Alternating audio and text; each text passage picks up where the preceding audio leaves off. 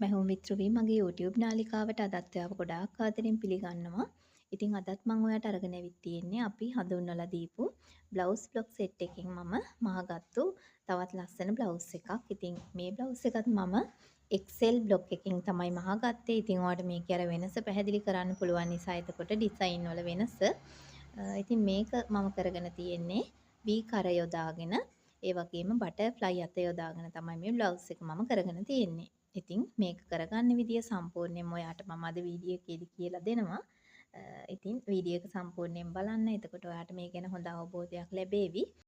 Blouse block set එක ආධාරයෙන් මීට කලින් මම අරගෙන ආපු ඩිසයින් එක කරගත්ත විදිය මම ඒ වීඩියෝ එක ඔයාට මේකේ අවසානයේට දාලා තියන්නම්. ඉතින් ඒකත් ඔයාට මේ වීඩියෝ එක අවසානයේදී බලන්න පුළුවනි.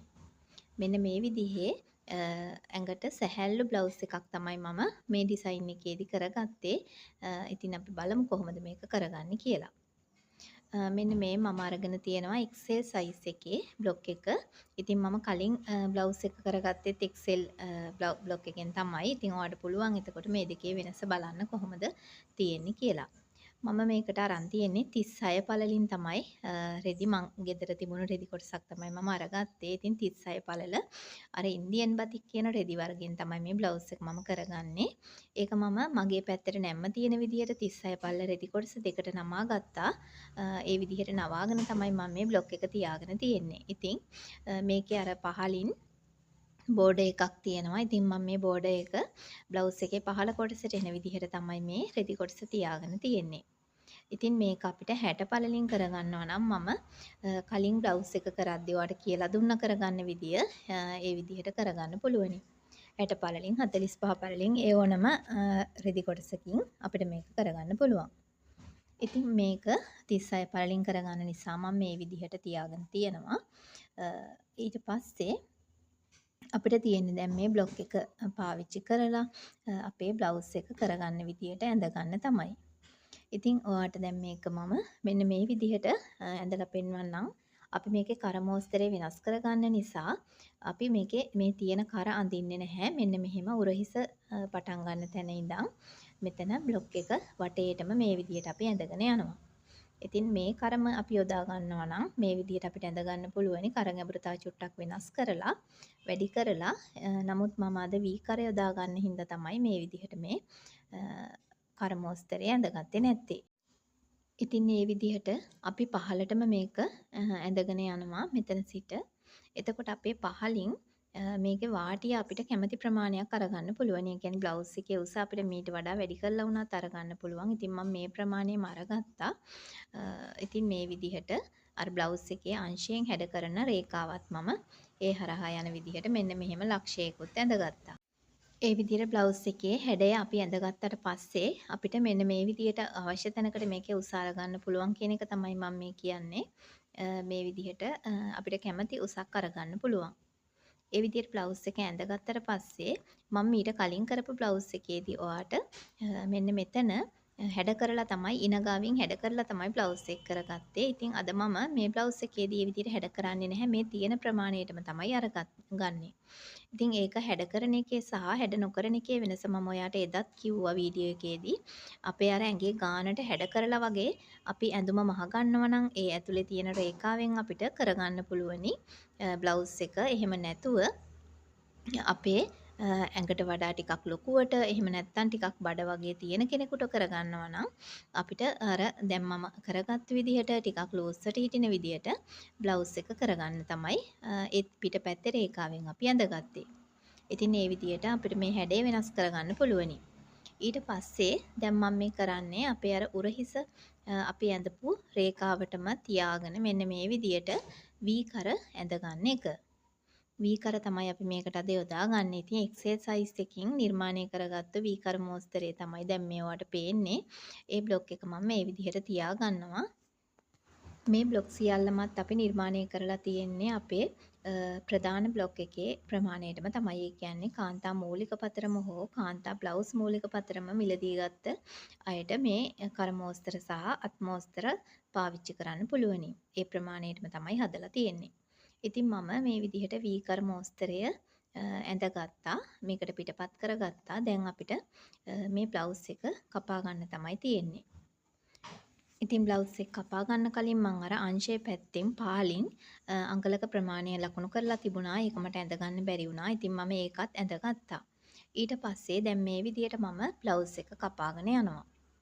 ඉතින් ඔයාටම තේරෙනවා ඇති කොච්චර පහසුයිද කියලා මේ දේ. අපි සාමාන්‍යයෙන් අපේ වෙලාව ඉතුරු කරගෙන අපිට මේ බ්ලොග් එකකින් ගොඩක් වැඩ කරගන්න පුළුවනි. මේ විදිහට අපි අංශය හැඩ කිරීමකින් තොරව තමයි අද මේ බ්ලවුස් එක කරගන්නේ. ඉතින් මෙහෙම අකමැති කෙනෙකුට මේ බ්ලොග් එක පාවිච්චි කරලා අපේ අර රේඛා දෙකෙන් ඇතුළතින් තියෙන රේඛාවෙන් ඇඳලා ඔයාට මේක ඇඟේ ගානටම මහගන්න පුළුවනි. මේ විදියට කරහැඩයත් අපි දැන් කපා ගන්නවා. ඉතින් ඔයාට මම මේ වන විට එවලා තියෙනවා වීඩියෝස්.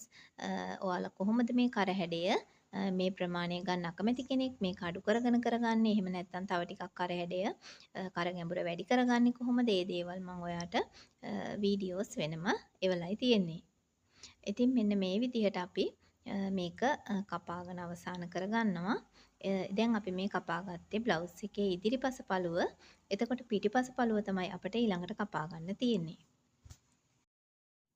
කපාගත්තු ඉදිරිපස පළුව දිගහැර ගත්තට පස්සේ මෙන්න මේ විදියට තමයි පේන්න තියෙන්නේ. ඉතින් දැන් අපි පිටුපස පළුව කපා ගන්නයි හදන්නේ මේ විදියට මගේ පැත්තට නැවතත් නැම්ම තියෙන විදියට රෙදි කොටස දෙකට නවා ගන්නවා. ඊට පස්සේ මෙන්න මේ විදියට ඒ නැම්ම ළඟින් හිටින විදියට මේ විදියට තියා ගන්නවා අපේ XL size එකේ පිටුපස බ්ලොක් එක.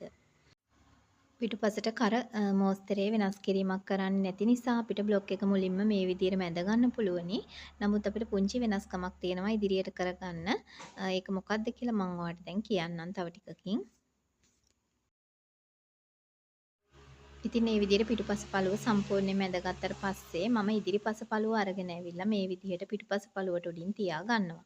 ඉතින් මේ විදිහට ගානටම තියාගත්තට පස්සේ මෙන්න මෙතන අඟල් භාගයක වෙනසක් තියෙනවා.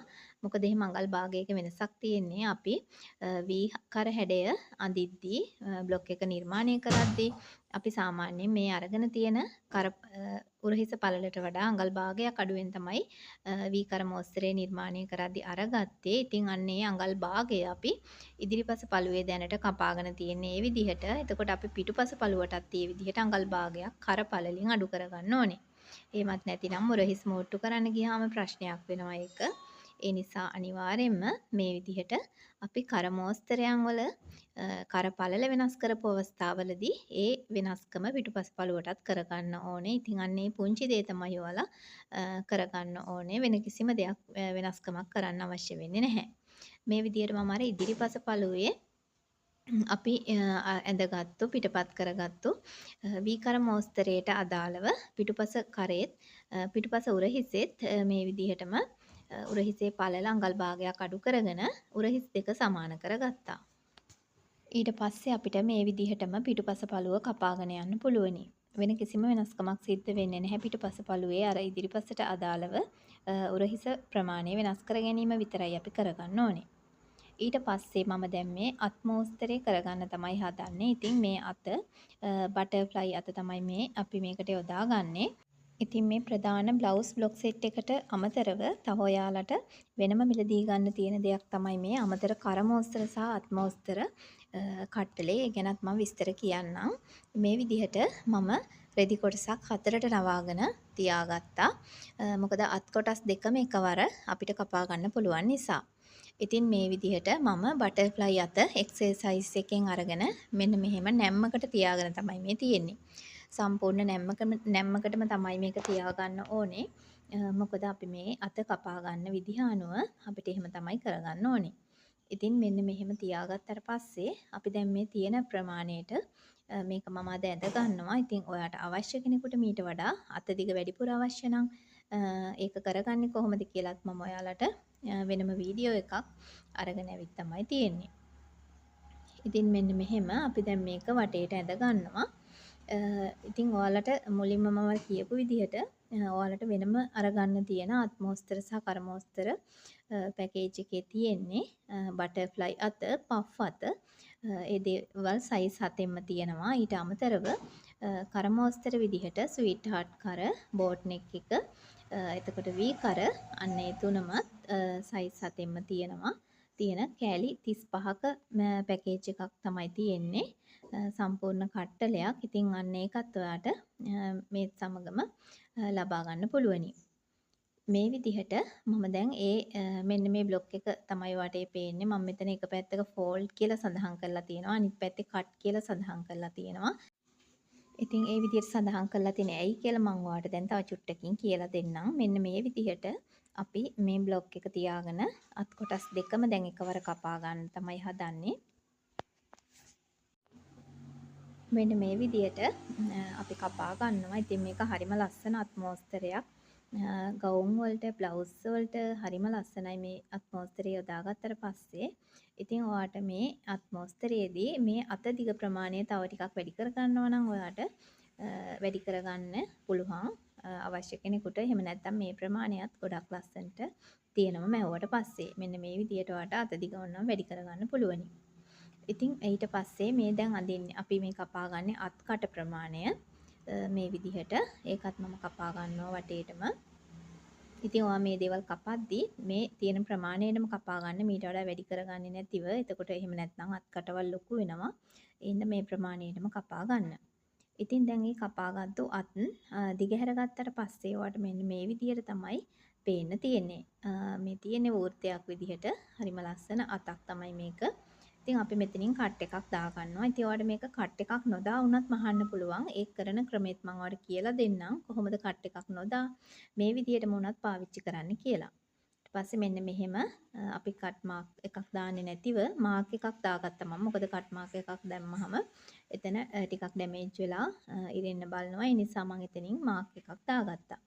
ඊට පස්සේ මේ රෙදි වලත් මම හොඳ පිට කන පිට මේ විදිහට මාක් කරගන්නවා. එතකොට අපිට මේක මහද්දි පහසු නිසා, එහෙමත් නැත්නම් මේ සමහර ෆැබ්‍රික්ස් වර්ග තියෙනවා මහද්දි හොඳ පිට කන පිට හොයාගන්න බෑ. ඒ නිසා මේ විදිහට මම මාක් කරගෙන තියෙනවා ඒ ටික. ඊට පස්සේ මම දැන් මේ පේසිමක් කපා ගන්න තමයි හදන්නේ. ඉතින් ඉදිරිපස සහ පිටුපස පළු සඳහා මේ විදිහට නැම්මකට තියාගෙන මම කොටස් දෙකටම පේසින් කපා ගන්නවා. ඉතින් සාමාන්‍ය අඟල් 2කමාරක් විතර වගේ පළලට මේක කපා ගත්තාම ඇති. ඒ විදිහට තියාගෙන ඉදිරිපසට සහ පිටුපසට පේසින් කොටස් දෙකකුත් අපි කපාගෙන මෙන්න මේ ටිකත් අරගෙන මහ ගන්න යමු. අපි කොහොමද බලමු මේක ලේසියෙන්ම මහ ගන්නේ. මුලින්ම අපි කරන්නේ පේසින් කොටස් අපේ කරවල් වලට ඇටච් කරගන්න එක.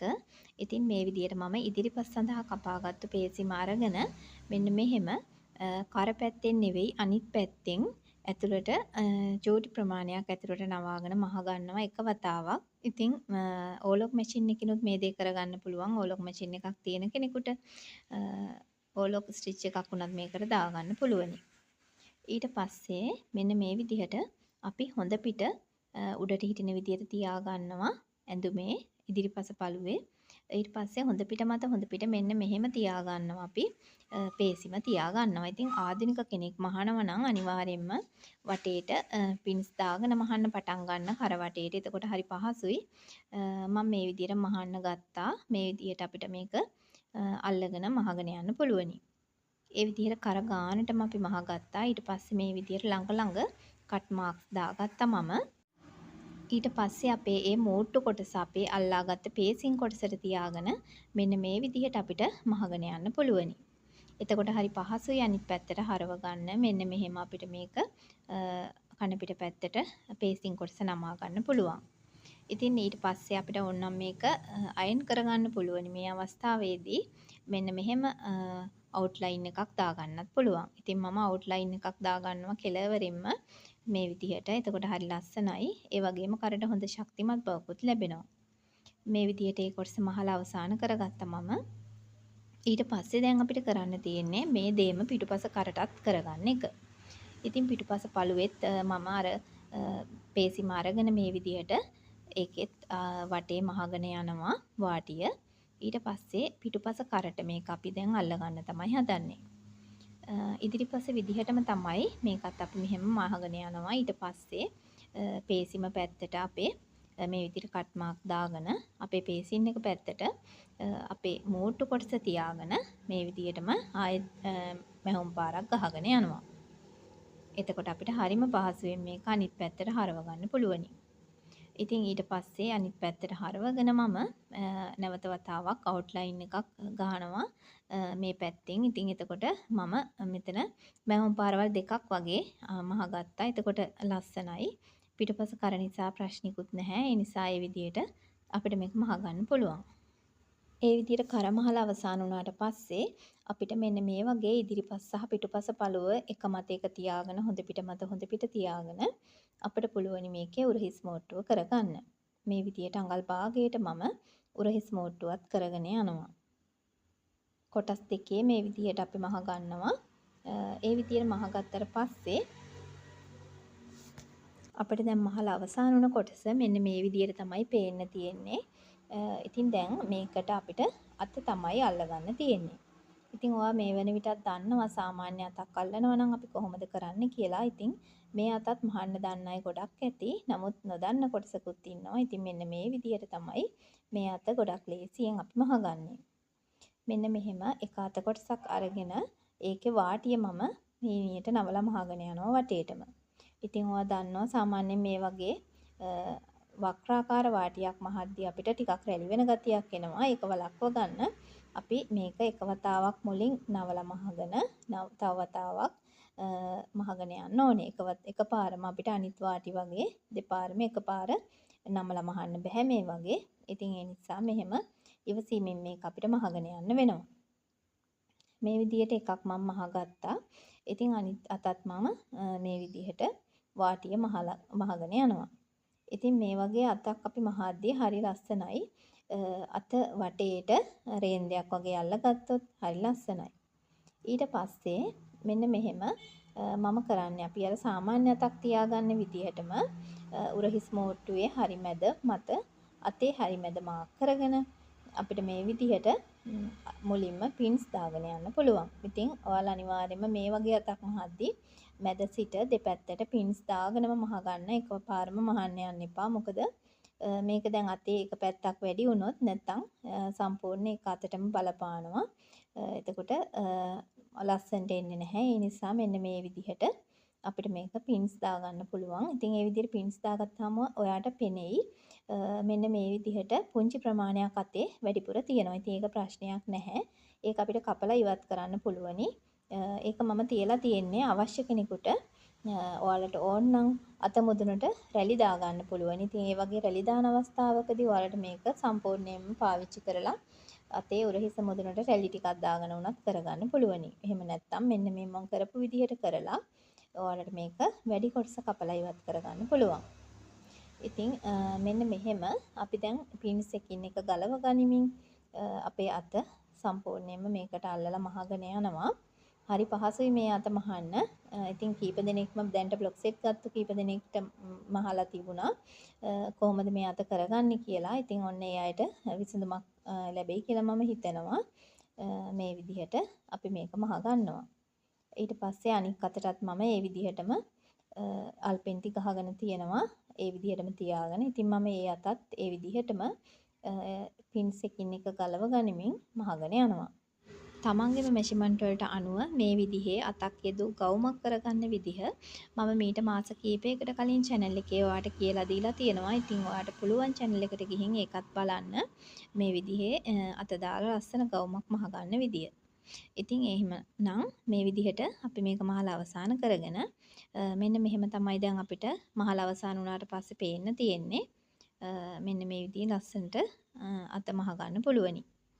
ඉතින් ඔන්න ওই විදිහට දැන් මේ බ්ලවුස් එකේ අර මම අත අල්ලද්දී වට කිව්වේ කොටසක් වැඩි වෙනවා කියලා. අන්නේ වැඩි කොටසත් මම අයින් කරගත්තා. ඊට පස්සේ අපිට දැන් තියෙන්නේ මේ විදිහට අංශ මෝට්ටුව කරගන්න. ඉතින් අංශ මෝට්ටුව කරගනිද්දී මෙහෙම හොඳ පිට මත හොඳ පිට තියාගෙන අපිට අංශයෙන් අඟල් භාගයට තමයි මහගෙන යන්න ඕනේ.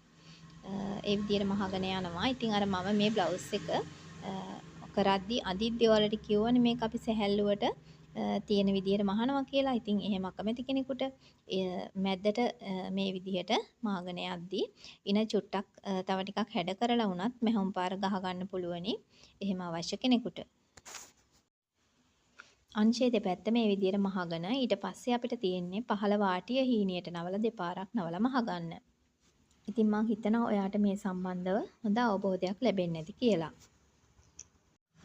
ඔයා ව්‍යාපාරයක් විදිහට මැහුම් සම්බන්ධ ව්‍යාපාරයක් කරන්න බලාපොරොත්තුවෙන් ඉන්න කෙනෙක් නම් එහෙමත් නැත්නම් ඔයාගේ මැදුම් අහගන්න හරි ඔයාට පහසුයි කියලා හිතෙනවා නම් ඔයාට පුළුවන් මේ බ්ලොග් සෙට් මිලදී ගන්න. දැනට නිර්මාණය කරපු බ්ලොග් සෙට් විශාල ප්‍රමාණයක් තියෙනවා. ඉතින් ඔයාට කාන්තා මූලික පතරම් කට්ටලය, ළමා ගවුම් මූලික පතරම් කට්ටලය, ඒ වගේම ළමා ඉලාස්ටික් කලිසම, නයිට් ඩ්‍රෙස් වර්ග කිහිපයක්, ඒ වගේම කාන්තා කිව්ලට් එක, කාන්තා එලිෆන්ට් පෑන්ට් එක වගේ මේ බ්ලවුස් බ්ලොක් සෙට් එකත් ඔයාලට දැන් අලුතෙන් ලබා ගන්න පුළුවනි. ඊට අමතර අත්මෝස්තර සහ කරමෝස්තර වර්ග කිහිපේ පැකේජ් එකත් ඔයාට වෙනමම ලබා ගන්න පුළුවනි. ඉතින් මේ හැම දෙයක්ම ගැන වැඩිදුර විස්තර ලබා ගන්න ඔයාට පුළුවන් මේ තිරේ පේන අංකයට WhatsApp message එකක් දාන්න. දැනට මේ විදියට බ්ලොග් සෙට් මිලදීගෙන ඔයාලගේ කටයුතු කරගෙන යන අය මේ වීඩියෝ එක බලනවා නම් වීඩියෝ එකටත් කමෙන්ට් එකක් දාගෙන යන්න කොහොමද ඔයාලගේ අත්දැකීම් කියලා. වීඩියෝ එක අවසානයේ තවත් දෙයක් තියෙනවා ඔයාලට මතක් කරන්න. ඉතින් ඉස්සරහට channel එකේ කරන්න ඕනේ කියලා ඔයාලා හිතන වීඩියෝස් මොනවද කියලාත් පහලින් කමෙන්ට් එකක් දාගෙන යන්න. මම ඒ ගැන කමියුනිටි පෝස්ට් එකකුත් දාලා තියෙනවා. ඉතින් ඔයාලට ඒකටත් කමෙන්ට් කරන්න පුළුවන්. මොනවාද ඔයාලගේ අදහස් ඉදිරියට අපි මොනවද කරන්න ඕනේ වීඩියෝස් කියලා කමෙන්ට් එකක් දාගෙන යන්න. ඉතින් එතකොට අපිට ඊළඟට ඒ දේවල් එකින් එක කරගෙන යන්න පුළුවනි. ඉතින් ඔයාට මේ පේන්නේ මහල අවසාන වුණු බ්ලවුස් එක. ඉතින් මේ විදිහේ බ්ලවුස් මෝස්තර ඕනම බ්ලවුස් මෝස්තරයක් අපිට මේ බ්ලවුස් බ්ලොක් සෙට් එක සහ අමතර අත්වර්ග සහ කරමෝස්තර බ්ලොක් සෙට් එක පාවිච්චි කරලා මහ ගන්න පුළුවනි. මේ ලෝකේ තියෙන ඕනම බ්ලවුස් මෝස්තරයක් අපිට හරිම ලේසියෙන් හරිම ලස්සනට මහ ගන්න පුළුවනි. ඉතින් එහෙනම් වීඩියෝ එකත් එක්ක අවසාන වෙනකන් එකතු වෙලා හිටපු ඔයාලා හැම දිනෙකටම ගොඩාක් ස්තුතියි. ආයෙත් ඉක්මනින්ම වීඩියෝ එකක් අරගෙන එන්නම්.